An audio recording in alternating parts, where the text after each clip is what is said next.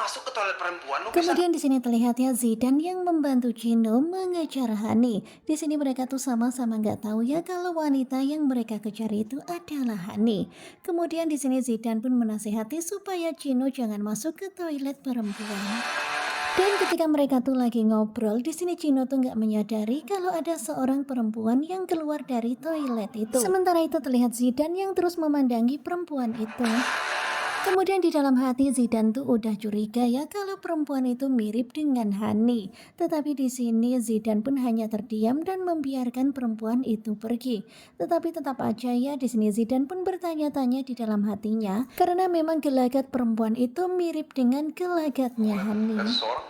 Kemudian Gino yang nggak mengetahui ketika perempuan itu keluar dia pun bertanya kepada Zidane apakah Zidane melihat seseorang. Tetapi ya Zidane pun mengatakan enggak.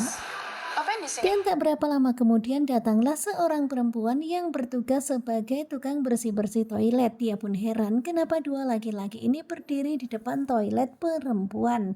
Ya pastinya penasaran banget kan. Kemudian akhirnya Gino mengatakan kalau dia menunggu temannya perempuan yang berada di dalam Tapi nggak ada toilet. siapa-siapa. Tetapi setelah si mbak-mbak ini masuk ke dalam toilet dan mengecek di dalam toilet ternyata nggak ada seorang pun. Di sini mbak itu berusaha meyakinkan lagi apakah benar kawannya berada di dalam. Sementara itu terlihat ya Hani yang berhasil menyamar, akhirnya dia tuh lega banget ya, akhirnya bisa keluar dan terbebas dari kejaran Gino dan juga Zidane. Dan ternyata tadi tuh, di sini Hani udah panik banget ya, dia tuh takut banget bakal ketahuan sama Gino. Tetapi bersyukur dia tuh ketemu sama dua mbak-mbak yang habis shopping. Dan mereka tuh lagi habis shopping baju-baju dan juga jilbab. Akhirnya Hani pun punya ide ya, dia pun langsung keluar dan pura-pura menyukai baju-baju itu.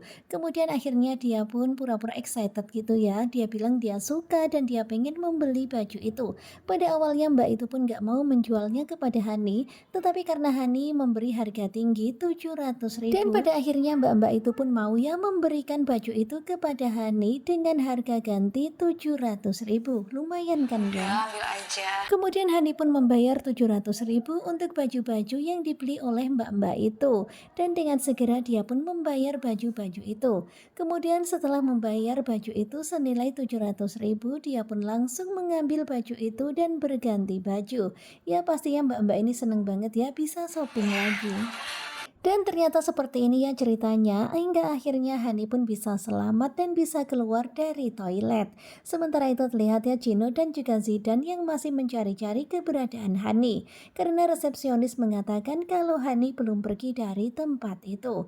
Tentu saja Gino pun masih penasaran dengan Kita selingkuhan jalan sekarang ya. papanya.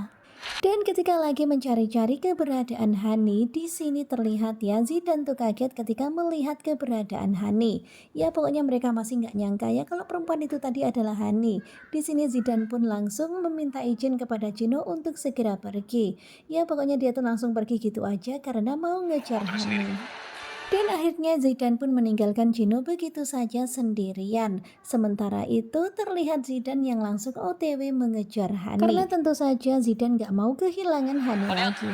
Sementara itu ketika lagi meeting dan meetingnya tuh udah hampir selesai ya, di sini office boy datang dan mengatakan kalau Tias pingsan di dekat tangga.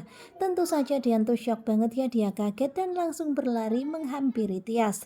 Di sini terlihat ya para karyawan yang mengerumuni Tias yang jatuh pingsan di tangga. Kemudian Dian bertanya apa yang terjadi. Kemudian di sini terlihat ya Dian pun berusaha membangunkan Tias. Tetapi Tias tuh sepertinya memang udah pingsan ya, benar-benar nggak sadarkan diri ya, mungkin kejedot gitu ya. Sementara itu terlihat ya teman-temannya Dian tuh nggak ada yang ngomong satupun tentang apa sebenarnya yang terjadi pada Tias. Kemudian terlihat ya di sini Dian pun menggendong Tias dan membawanya ke kantornya. Kemudian dia meminta supaya pelayan menyiapkan kotak P3K supaya dia bisa mengobati Tias di dalam kantornya.